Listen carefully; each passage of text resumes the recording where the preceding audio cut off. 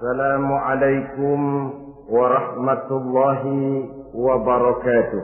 Waalaikumsalam warahmatullahi wabarakatuh. Bismillahirrahmanirrahim. Alhamdulillahi rabbil alamin.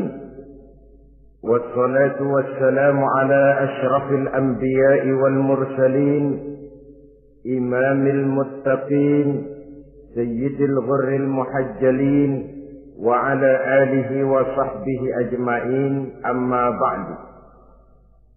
Saudara-saudara kaum muslimin rahimakumullah, pada pertemuan terdahulu sudah kita bicarakan tentang memperbaiki akhlak, baik akhlak kepada Allah Subhanahu wa ta'ala, akhlak kepada sesama manusia, maupun akhlak kepada makhluk Allah lainnya di luar manusia. Kemudian secara umum Al-Imamul Ghazali rahimahullah membagi akhlak dalam dua bagian besar. Pertama, apa yang oleh beliau dinamakan al-akhlakul mahmudah, yaitu akhlak yang terpuji. Seseorang yang kepada Allah ia bertauhid, dalam pergaulannya dengan sesama manusia ia mempunyai sifat-sifat yang terpuji, seperti rendah hati, sabar, jujur, ikhlas, dan lain sebagainya. Kemudian dalam sikapnya kepada makhluk Allah di luar manusia, ia dapat mengembangkan nilai-nilai ihsan sesuai dengan tuntunan imannya. Ini seluruhnya dinamakan al-akhlakul mahmudah atau akhlak yang terpuji. Kemudian yang kedua oleh beliau dinamakan al-akhlakul mazmumah, yaitu akhlak yang tercela. Seseorang yang di dalam sikapnya kepada Allah mempunyai sifat-sifat kufur, baik dalam bentuk kemusyrikan, kemunafikan, atau hal-hal yang bisa menyebabkan ia menjadi murtad. Lalu dalam pergaulannya dengan sesama manusia, ia mempunyai sikap yang tidak terpuji, sombong, ria, ujub, dusta, khianat, suka menggunjing dan memfitnah, dan lain sebagainya. Sedangkan sikapnya kepada makhluk Allah di luar manusia, ia senantiasa menimbulkan kerusuhan. Itu seluruhnya dinamakan dengan al-akhlakul mazmumah atau akhlak yang tercela. Untuk memperoleh akhlak yang baik, yang dalam bahasa populernya dinamakan al-akhlakul karimah, para ulama sufi memberikan tuntunan. Pertama, melalui jalan yang disebut takhalli. Yang kedua, tahalli, dan hasilnya nanti akan membuahkan tajalli. Takhalli artinya mengosongkan diri dari segala macam sifat yang tercela. Sombongnya dibuang, riyaknya dihilangkan, suka fitnahnya musnah, dustanya berhilang. Itu semuanya dinamakan takhalli, mengosongkan diri dari seluruh sifat-sifat yang tercela. Apabila ini sudah berhasil dilaksanakan oleh seseorang, ia naik kepada tingkat yang selanjutnya dinamakan tahalli. Tahalli artinya menghiasi diri dengan seluruh sifat-sifat yang terpuji. Bila sombongnya hilang, berganti dengan tawadhu. Bila dustanya hilang, berganti dengan jujur. Bila khianatnya hilang, dihiasi hatinya dengan amanah, dan begitu selanjutnya. Hasil daripada tahalli, menghiasi diri dengan segala sifat-sifat yang terpuji, akan mengantarkan orang untuk sampai kepada tajalli, bisa menyaksikan kebesaran Allah Subhanahu wa ta'ala. Maka pada pertemuan kali ini kita akan mulai dengan yang pertama, takhalli, mengosongkan diri dari seluruh sifat-sifat yang tercela, menjauhkan diri dari semua akhlak-akhlak yang tidak baik. Dan pertemuan ini akan kita mulai dengan membicarakan dusta dan akibatnya. Saudara-saudara kaum muslimin rahimakumullah. Salah satu nikmat yang diberikan Allah kepada kita makhluk manusia dalam hidup ini adalah kemampuan untuk berkata-kata. Kemampuan menyalurkan hasrat hati dan keinginan jiwa melalui ucapan dengan bahasa sebagai alat komunikasi. Sehingga orang lalu berkata bahwa al-insan adalah hayawanun natiq. Manusia sebenarnya adalah binatang juga. Cuma saja manusia binatang yang pandai berbicara. Oleh karenanya ini merupakan satu nikmat yang sangat besar yang perlu kita syukuri. Lidah bisa menempatkan seseorang pada posisi yang tinggi. Lidah juga bisa menempatkan orang pada posisi yang paling rendah. Karena lidahnya orang dipuji, karena lidahnya orang dicaci maki dan dicela. Pendeknya seperti kata pepatah, al-lisan saghirul jirmi azimul jurmi. Lidah itu walaupun kecil bentuknya tetapi besar akibatnya. Hampir sebagian besar dari kesulitan-kesulitan yang menimpa manusia pada mulanya disebabkan oleh lidahnya. Sehingga pepatah mengatakan salamatul insan fi hifdzil lisan. Manusia akan selamat apabila dia pandai menjaga lidahnya. Seperti orang kita bilang, lidah tidak bertulang. Artinya bicara kadang-kadang demikian enak, bicara kadang-kadang demikian nikmat, tidak terasa akan membawa akibat yang tidak pernah kita perhitungkan sebelumnya. Oleh karenanya, salah satu yang menyebabkan manusia bisa turun nilai kemanusiaannya apabila dia telah mempergunakan lidahnya untuk suatu yang lazimnya kita namakan dusta. Apa sebenarnya dusta itu? Dikatakan al-kadzib huwa adamu mutabaqatil khabar lil waqi'.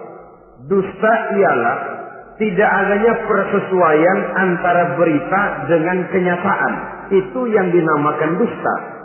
Berita tidak sesuai dengan kenyataannya.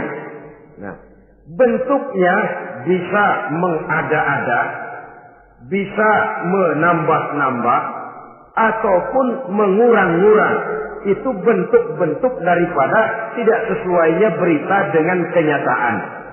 Mengada-ada, yang tidak ada diada-adakan, itu jelas merupakan dusta.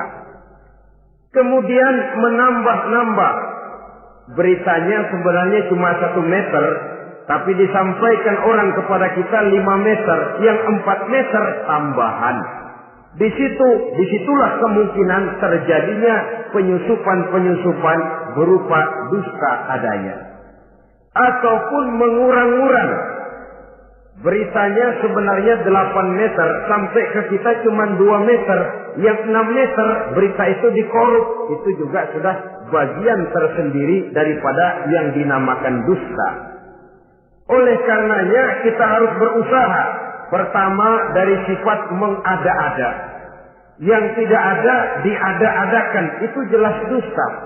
Dan ini pekerjaan paling enak memang. Orang seakan-akan terpesona. Orang seakan-akan kagum.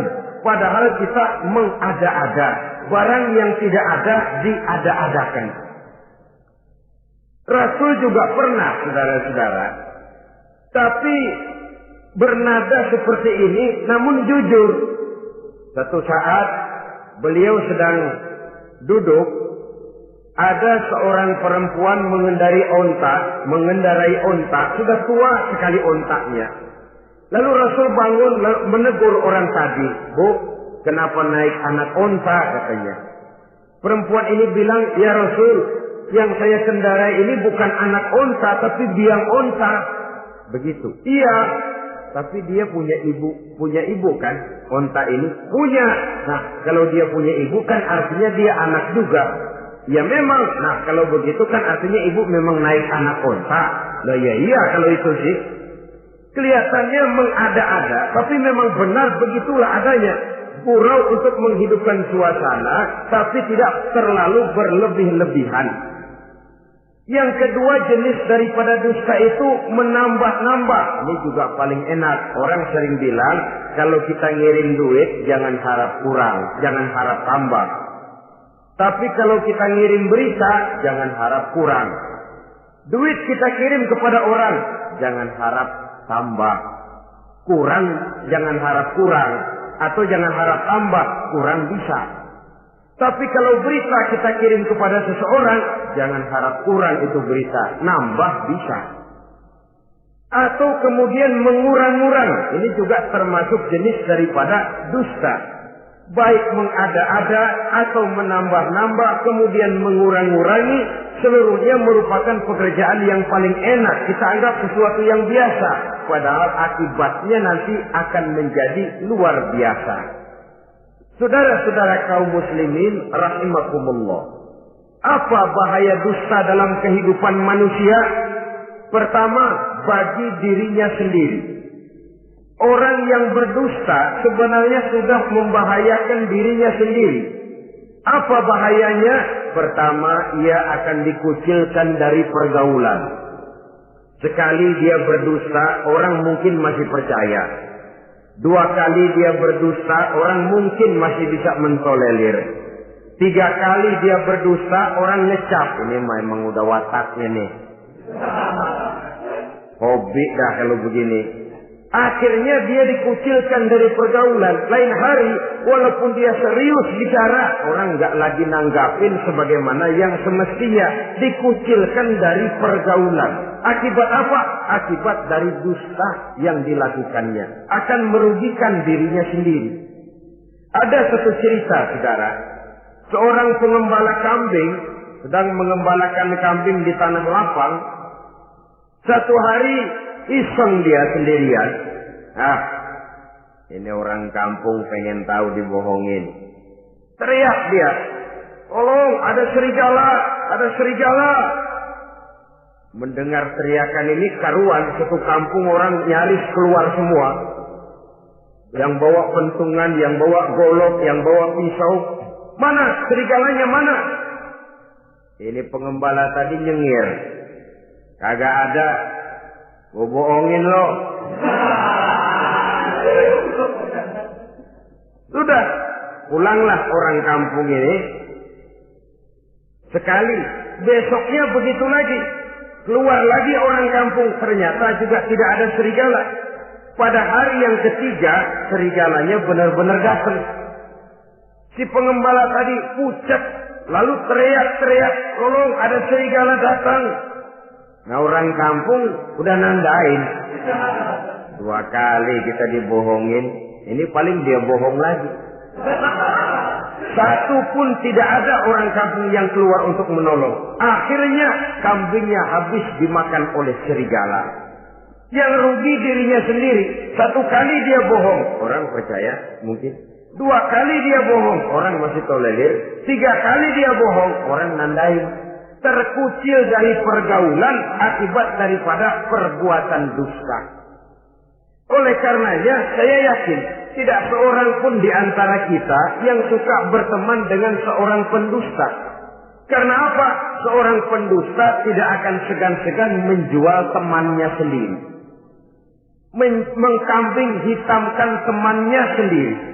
Artinya juga merusak pergaulan di dalam kehidupan ini. Penyakit yang bahaya yang kedua bagi diri orang yang berdusta itu sendiri, sifat dusta menyuburkan watak munafik. Nabi bersabda, ayatul munafiqi salatun. Tanda-tanda orang munafik itu ada 3. Tandanya, biasanya kalau tandanya ada, ya munafiknya insya Allah ada.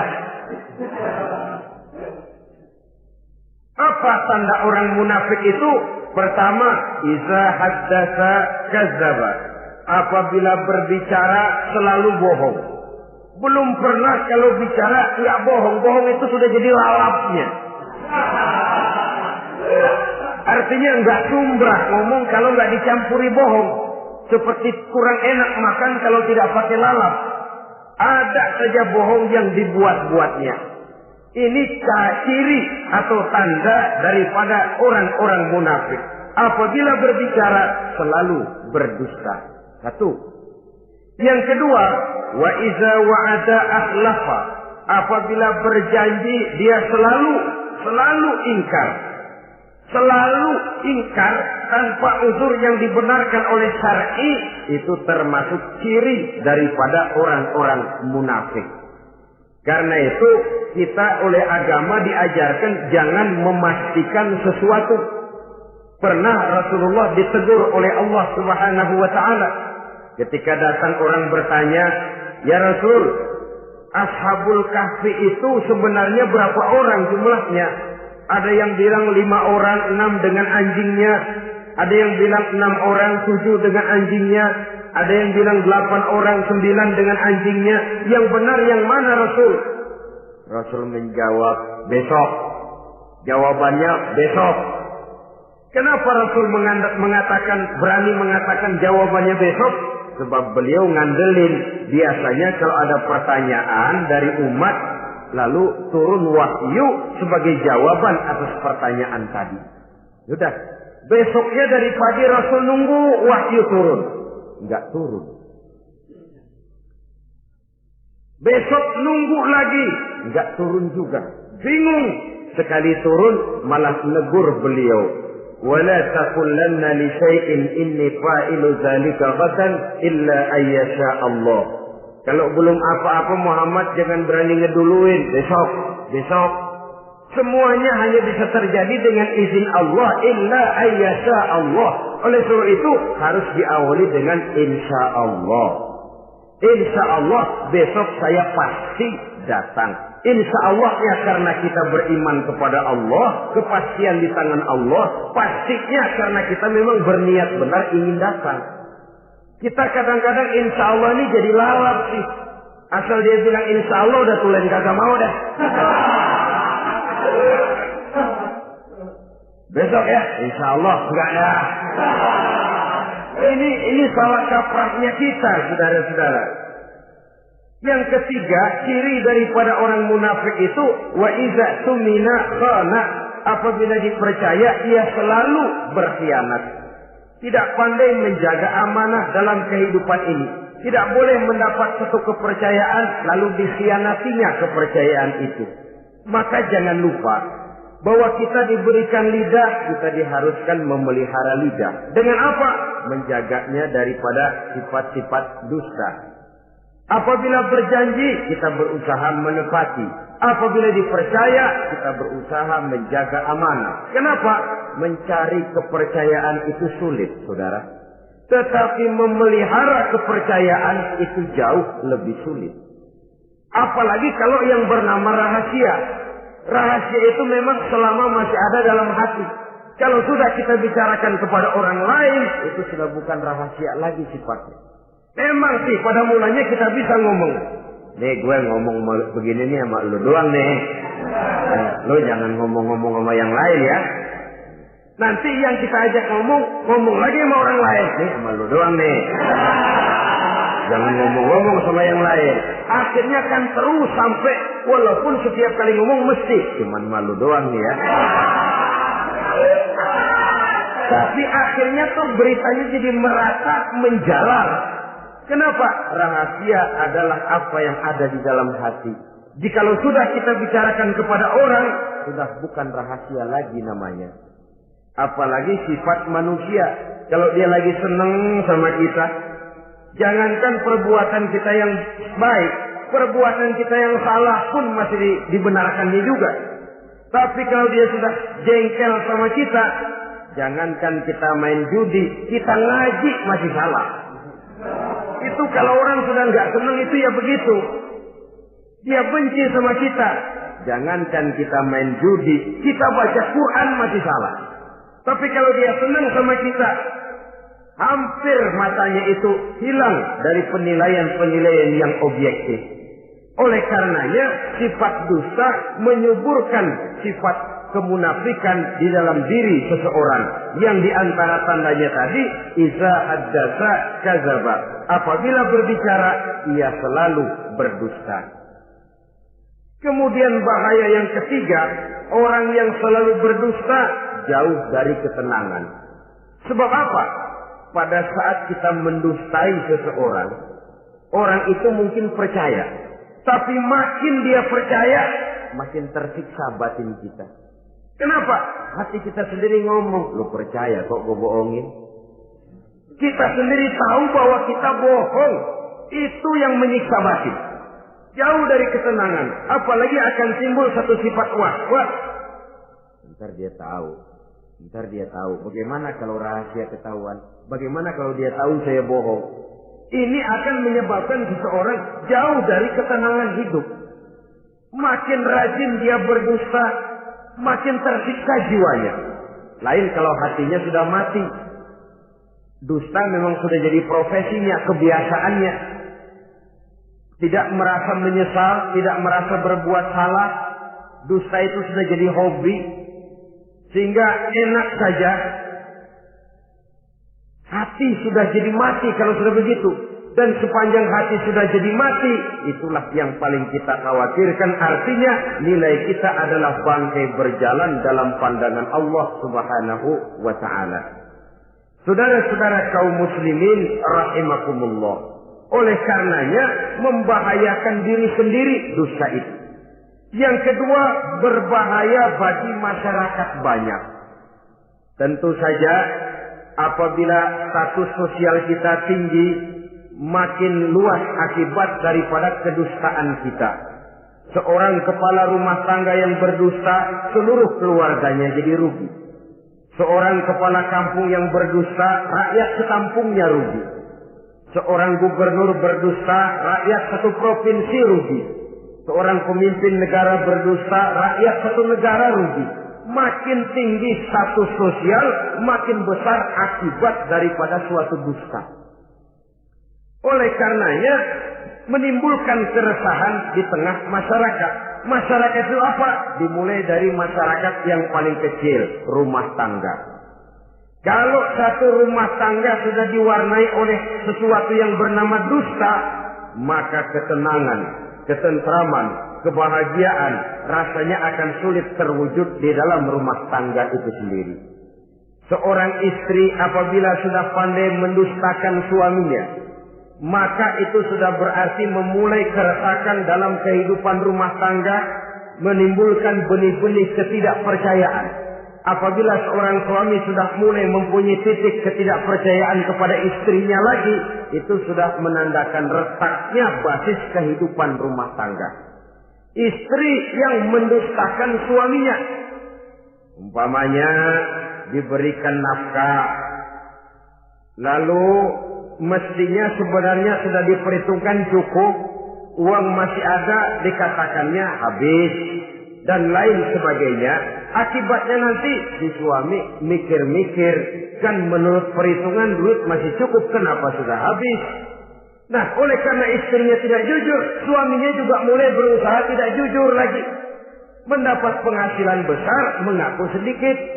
Kalau sudah begitu, saling dusta mendustai pun sudah dimulai. Nanti akan terus meresap kepada kehidupan daripada anak-anak sebagai anggota di dalam rumah tangga kita. Saudara-saudara, oleh karenanya rumah tangga bisa saja berantakan, menjadi kacau, baik karena dusta istri, dusta suami, dusta anak, atau dusta orang lain menyulut dan mengganggu rumah tangga kita. Suaminya lagi enak-enak duduk di depan rumah, datang laporan. Kamu kok tenang saja di rumah? Memangnya kenapa? Istrimu, waduh. Ya memang kenapa istri? Waduh. Itu tadi naik bajai berdua. Kamu orang laki. Ya memang supir bajai, masa dia sendiri. Tapi kalau berita ini digunting, dikat sampai di situ, kan nanti ini sudah menimbulkan suami mendengar istrinya naik bajai berdua dengan orang laki, tentu marah. Pulang istrinya sudah payah-payah dari pasar, dicaci maki dan lain sebagainya. Apa ini? Akibat dari omongan dari lidah yang memang kecil dan tidak bertulang itu, tapi sungguh sangat besar akibatnya. Kemudian juga pergaulan. Berapa banyak saudara jauh dari saudaranya, teman berpisah dengan temannya, tetangga marah dengan tetangganya akibat daripada perbuatan lidah, daripada ucapan lidah ini. Akibat daripada yang bernama dusta ini. Oleh karenanya, saudara-saudara, dusta pun merusak pergaulan. Kemudian usaha. Satu kali kita berdusta, mungkin usaha mendatangkan untung. 2 kali kita berdusta, masih bisa mendatangkan untung. 3 kali kita berdusta, orang akhirnya akan mengadakan perbandingan. Ini kadang-kadang dalam usaha, dalam dagang, dusta juga bisa jadi lalat. Orang nawar dagangan kita, berapa harganya bang? 500. 300 ya, tadi ada yang nawar 400, saya nggak jual. Padahal kagak ada yang nawar. Dia buat sedemikian rupa.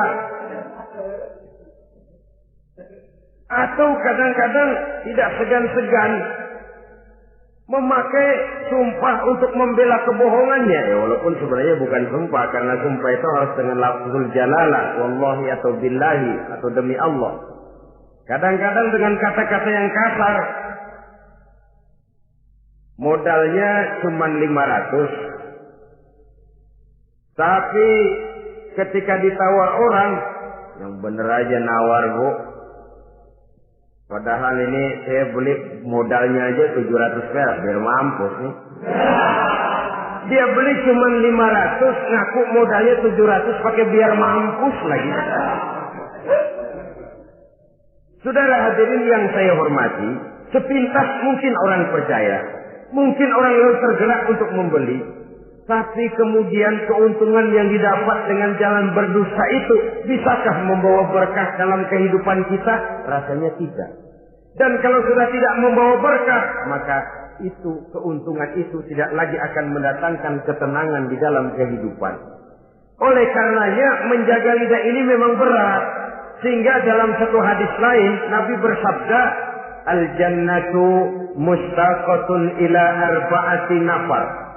Surga rindu, surga kangen kepada 4 macam manusia. Ini model. Biasanya manusia yang kepengen benar masuk surga, ini malah surganya yang rindu, kangen benar kepengen dimasuki oleh 4 macam manusia. Siapa mereka? Pertama, taliyil Quran. Orang yang gemar, hobi membaca Al-Quranul Karim. Orang yang gemar membaca Al-Quran dirindukan oleh surga. Apa membaca sekedar membaca? Ya, membaca Quran kan beribadah, dari sebab membaca itu mengerti atau tidak mengerti artinya. Tapi jangan lupa, membaca adalah alat agar kita mengerti. Mengerti adalah sarana agar kita bisa mengamalkan dengan baik. Itu maksudnya. Baca Al-Quran agar kamu mengerti isinya. Kalau sudah kamu mengerti isinya, kamu bisa mengamalkannya dengan baik. Jadi sungguh pun yang dimaksud di sini adalah orang yang gemar membaca Al-Quran, tapi prosesnya setelah membaca orang mengerti. Sebab orang hanya bisa mengerti kalau dia sudah membaca. Kemudian apabila mengerti, dia terdorong untuk mengamalkan. Taliyil Quran bukan hanya orang yang sekedar gemar membaca Al-Quran, tapi juga yang membawa gaya hidup yang Qurani. Saudara-saudara kaum muslimin rahimakumullah. Taliyil Quran, orang yang gemar membaca Al-Quran dirindukan oleh surga. Yang kedua, wa mut'imil ji'an, orang yang memberi makan orang yang kelaparan. Nabi memberikan anjuran sangat. Siapa yang ingin dekat dengan aku di hari akhirat nanti, bersahabatlah ia dengan yatim, dengan piatu, dengan janda-janda tua yang miskin, perlu uluran tangan, mereka yang hidup di bawah garis kemiskinan.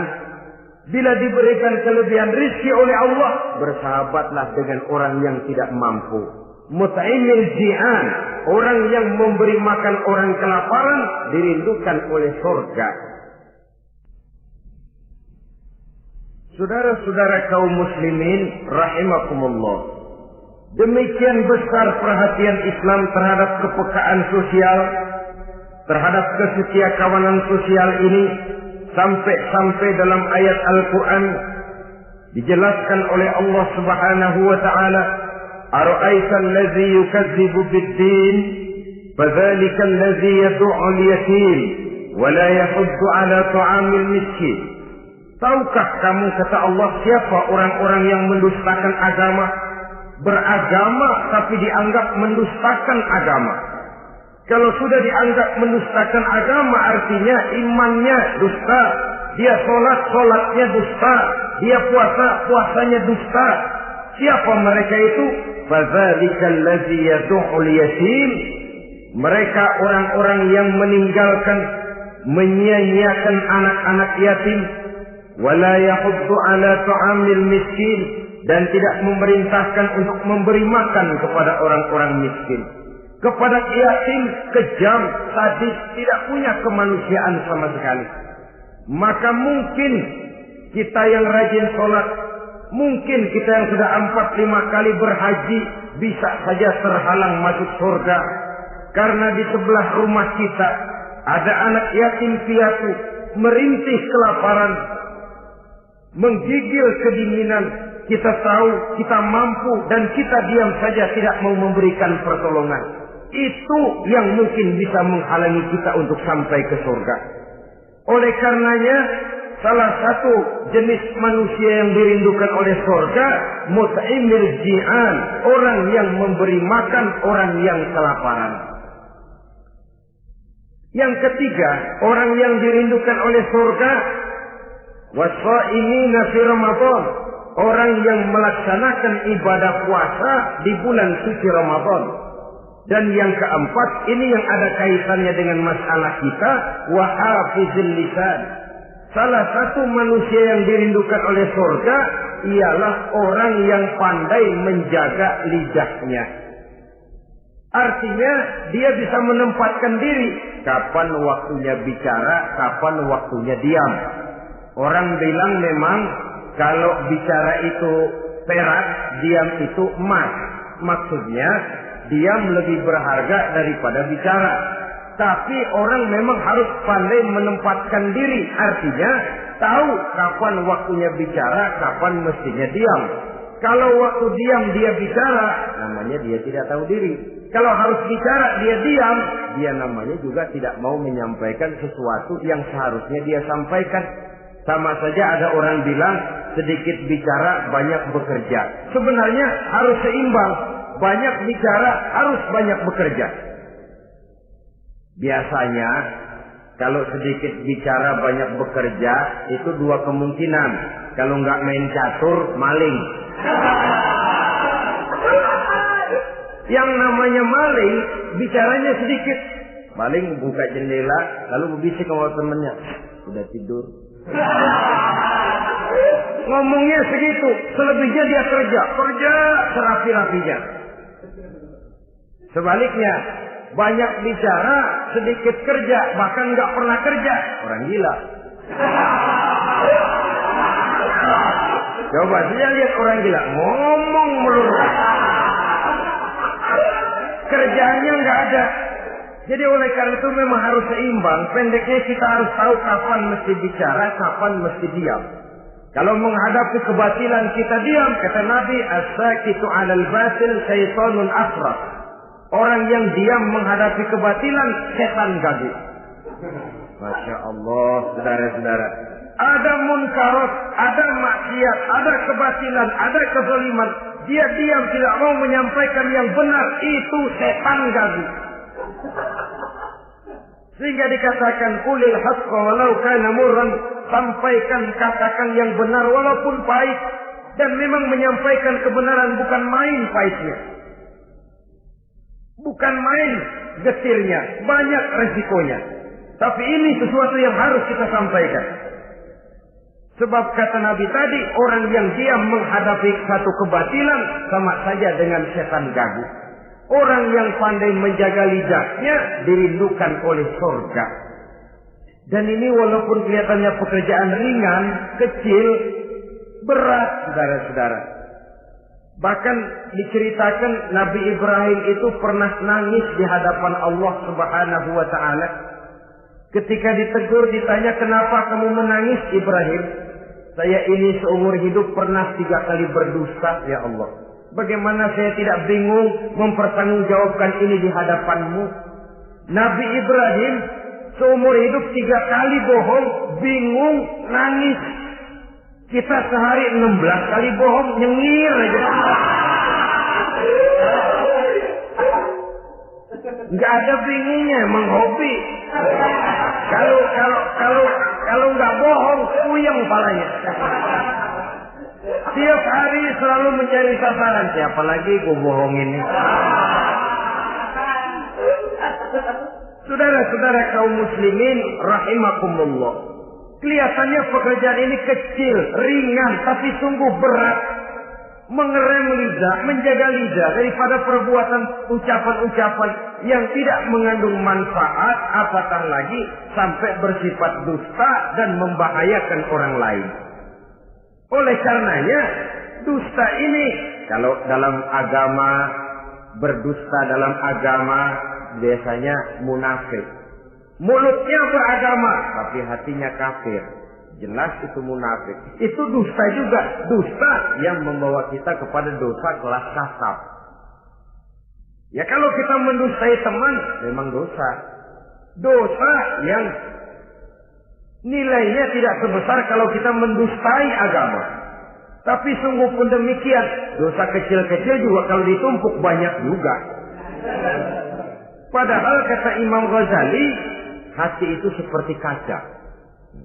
Dosa itu debu yang nempel di kaca. Kalau debu-debu itu terus numpuk, kita malas ngelapnya, malas ngebersihinnya.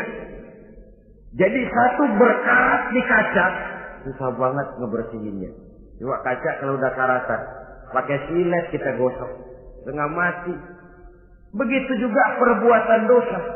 Kalau kita senang dusta, biarinlah dosa kecil, bohong lagi, bohong lagi, bohong lagi. Numpuk berkarat di hati itu dosa. Nah hati itu kalau sudah dilingkungi oleh karat, nur, cahaya kebenaran itu sulit untuk masuk. Karena dia sering berdusta, orang lain dianggap sama juga sama dirinya. Ini yang celaka. Oleh karenanya timbul sifat menyamakan orang lain dengan keadaannya sendiri.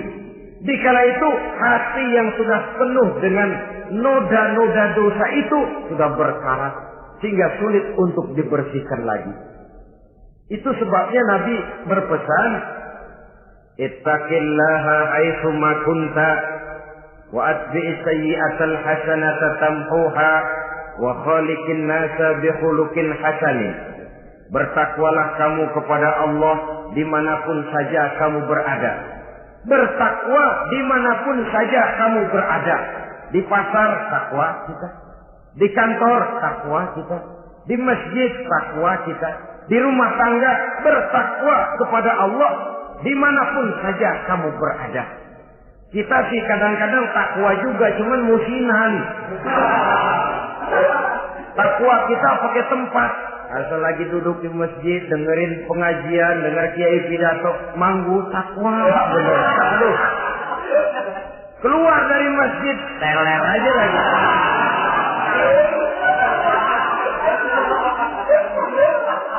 Takwa juga kita cuma pakai tempat. Nabi pesan dimanapun kamu berada, ittaqillah haitsu ma kunta. Bertakwalah kepada Allah dimanapun saja kamu berada. Wa atbi'is sayyi'atal hasanah tamhuha. Ikuti perbuatan salahmu dengan kebaikan, niscaya kebaikanmu akan menghapus kesalahan yang kamu kerjakan. Kalau sadar kita, ya Allah tadi berdusta, astagfirullah, perbanyak istighfar. Ikuti. Jadi begitu tuh kaca kena debu, lap. Kena debu lagi, dilap lagi. Kena debu, dilap lagi. Insya Allah tidak sampai berkarat. Jangan lalu nunggu. Ntar aja dah taubat, udah tua-tuaan dikit. Kayaknya umur dia yang ngatur. Saudara-saudara, oleh karenanya ikuti perbuatan salah dengan kebaikan. Terselip kita berbuat salah, iringi dengan sedekah. Terselip kita melakukan dosa, iringi dengan istighfar. Melihat sesuatu yang haram, astagfirullahaladzim. Lalu dipalingkan, jangan mulut astagfirullah, mata melotot terus.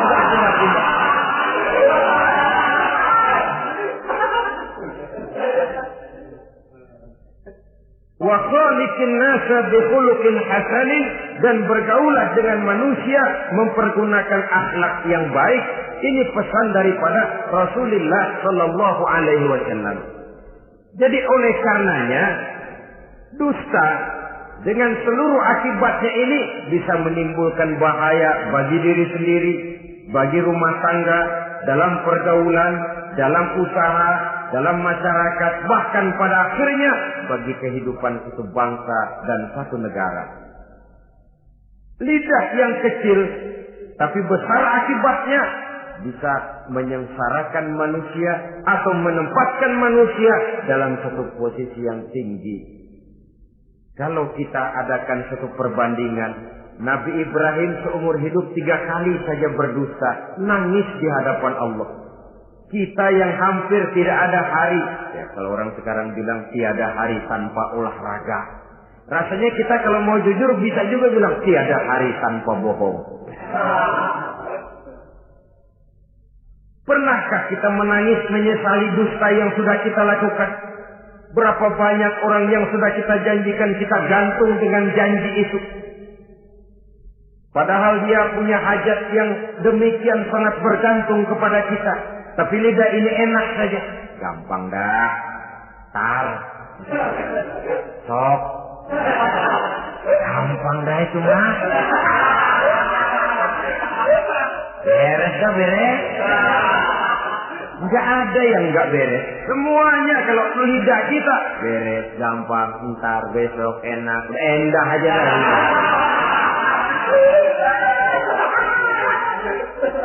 Habis orang kita gantung dengan harapan. Padahal kita tidak bermaksud memberikan harapan itu. Sementara kita melangkah melenggang dengan senyum, sedang orang lain menggerutu. Saudara-saudara kaum muslimin rahimakumullah, ini pada gilirannya akan kembali penyakitnya kepada diri kita juga. Menyuburkan watak munafik, mengucilkan kita dari dalam pergaulan, dan menjauhkan kita daripada ketenangan hidup. Karenanya dusta memang berbahaya. Dalam perjuangan, dusta akan menimbulkan watak pengkhianatan. Dusta juga bisa menyebabkan munculnya musuh-musuh dalam selimut, yang pura-pura berteriak membantu perjuangan tapi di belakang mencari titik kelemahan kita. Oleh karenanya, mencari teman yang bisa diajak tertawa itu gampang. Mencari teman yang mau diajak menangis itu sulit. Mencari teman yang mau diajak nyanyi banyak. Tapi mencari teman yang mau diajak berkeluh kesah itu yang langka.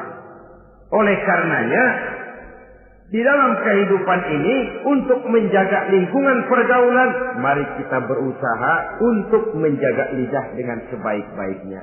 Nah, apa semua bohong tidak boleh? Ada bohong yang ditolerir. Di antaranya kata Nabi, salasun laisa minal kadzab. Ada 3 macam bohong yang tidak dianggap bohong. Bohong tapi tidak dianggap bohong. Dusta tapi tidak berdosa. Kalau memang harus bohong, carilah bohong yang tidak dosa. Bahkan insya Allah ada pahalanya kalau kita ikhlas. Apa itu? Pertama, hadisul rajulu limar'atihi au hadisul mar'atu li zaujiha. Bohongnya seorang suami untuk menyenangkan hati istrinya. Gak apa-apa. Untuk menyenangkan hati istrinya. Misalnya suami pulang dari kantor perutnya lapar. Begitu makan nyobain sayur asinnya luar negeri.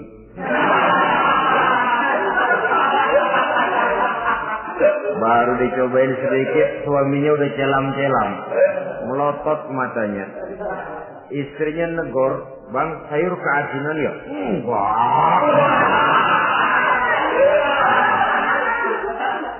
Soal keasinan bagus. Cuma tadi di kantor saya sudah diajak makan oleh teman, jadi masih kenyang. Simpan sajalah, nanti sore kita baru makan. Lapar, kesel, jongkok, tapi karena mau menyenangkan istri. Enggak. Atau sama saja dustanya seorang istri untuk menyenangkan hati suaminya. Bisa saja itu terjadi. Suaminya beli sendal buat istri. Mahal, padahal murah kena mahal. Warnanya gak enak dilihat, potongannya norak. Suami istri tahu kalau itu sendal murah. Suaminya tanya, "Bagaimana, Bu, sendal yang saya beli?" "Waduh, cakep bener, Bang. Luar biasa. Tangga kita mana ada yang pakai sendal begitu." Memang kagak ada, jelek.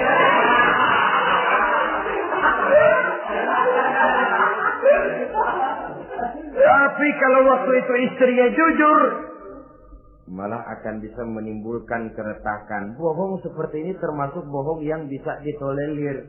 Untuk menyenangkan hati istrinya atau untuk menyenangkan hati suaminya. Tapi lalu jangan dieksploitir. Jangan dieksploitir dalam arti untuk menutupi untuk menutupi perbuatan salahnya lalu berdusta. Menutupi perbuatan salahnya, itu yang tidak boleh. Sebab bagaimanapun ditutupi perbuatan salah, toh akhirnya akan naik juga ke permukaan. Yang kedua, al-kazib li islahi zatil bain. Dusta untuk mendamaikan dua orang yang sedang berselisih. Itu boleh.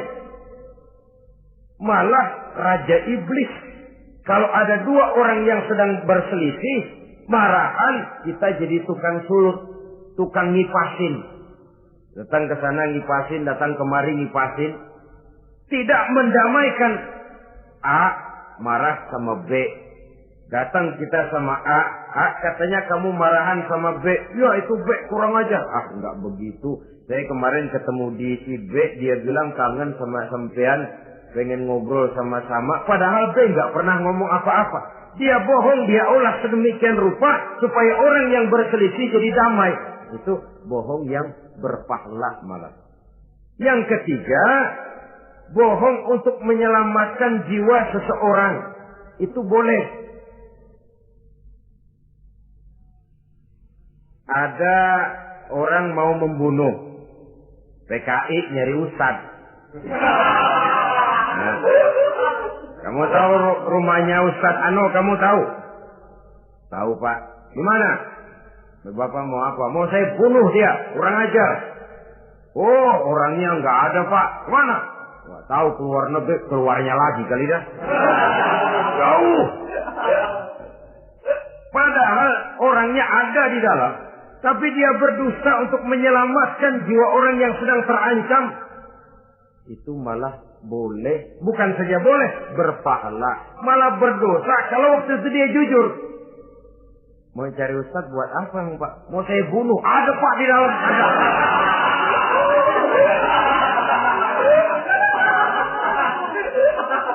Sentimen, kalau perlu saya bantuin, Pak, ada.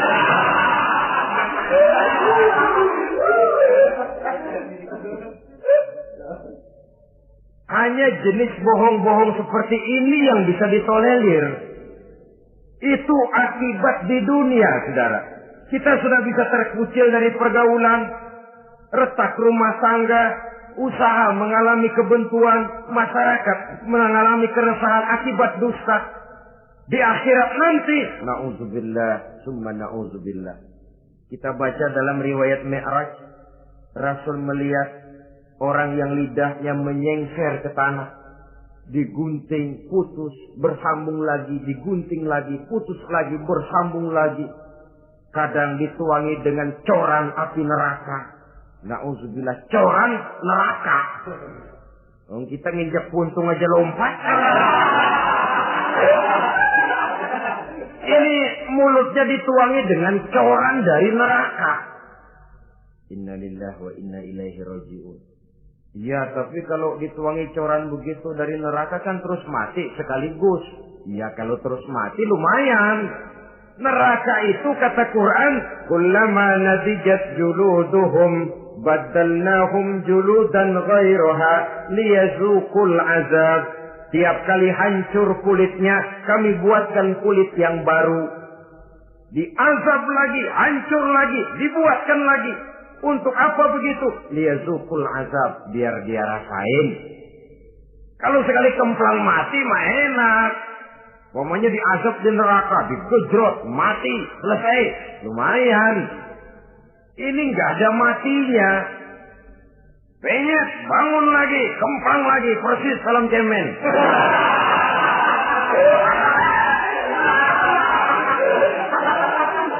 Cuma kalau film cemen mah film, dan itu jelas dusta, di neraka orang tidak kenal mati.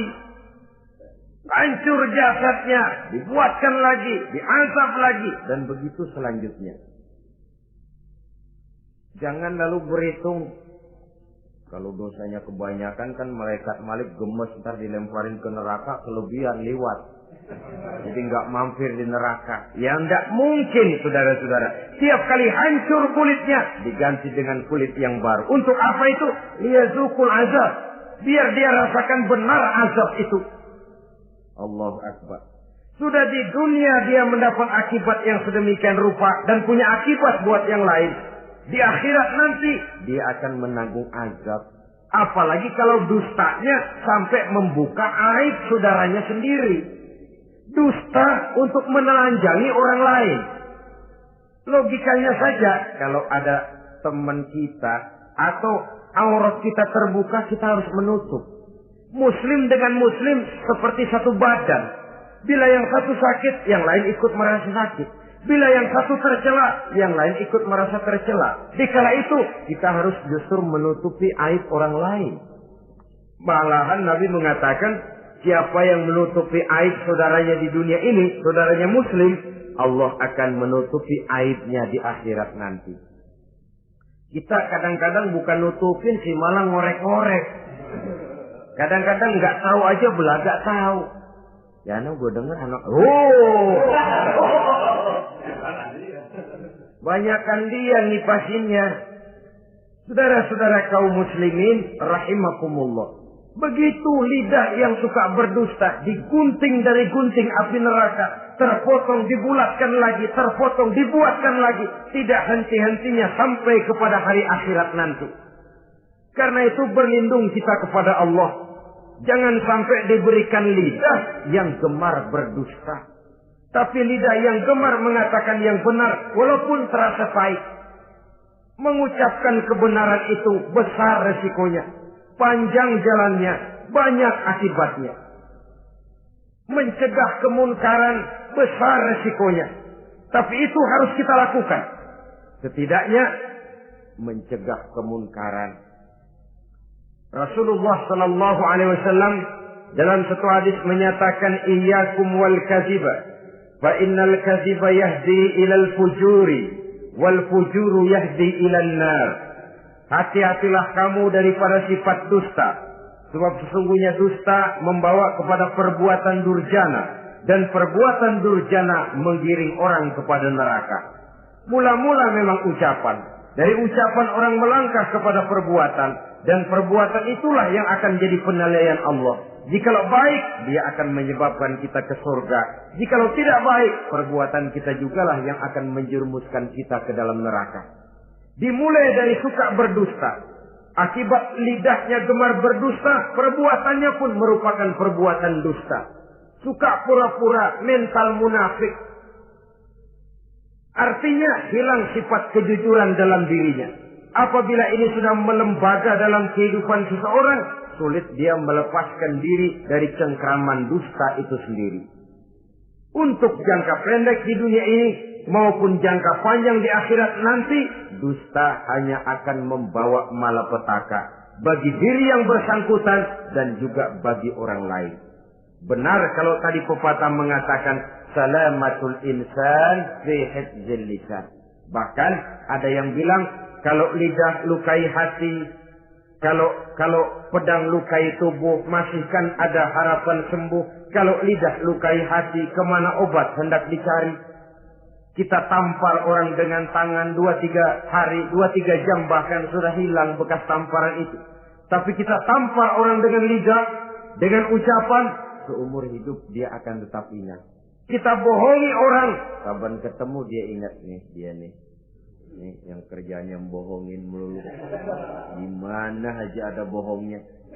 Kalau sudah dicap sebagai pendusta, kita memang nggak tahu, tapi tiap kita jalan orang iringi perjalanan kita. Pembohong, pembohong, pembohong. Saudara, masyarakat ini punya hukum yang tidak tertulis, tapi lebih kuat dan lebih kejam daripada hukum yang tertulis. Sehingga lalu orang mengatakan sekali arang tercoreng di dahi, seumur hidup orang tak percaya. Ini artinya hukum masyarakat itu lebih kejam daripada hukum yang tertulis. Sekali kita dicap sebagai pendusta, lain kali kita mau benar-benar banget juga. Aku benar-benar banget ini, sumpah dah. Alah, sumpah lo udah lalap dah, udah laku. Ya Allah, kita sumpah pun orang gak percaya. Ya kalau binatang kita pegang ekornya barangkali. Tapi kalau orang jelas omongannya yang kita pegang. Nah kalau omongannya sudah nggak bisa dipegang, apanya lagi yang kita harapkan? Oleh karenanya saudara-saudara, lidah yang kecil bentuknya tapi besar akibatnya ini harus diisi dengan nilai-nilai iman. Lidah yang sudah dimasuki nilai iman akan berat untuk berdusta, berat untuk memfitnah, berat untuk menggunjing, ringan untuk mengucapkan yang baik, ringan untuk zikrullah, ringan untuk baca Quran, ringan untuk musyawarah terhadap hal-hal yang baik. Lidah yang ada imannya, aduh berat saja kalau sudah memfitnah orang, berat kalau harus menggunjing orang.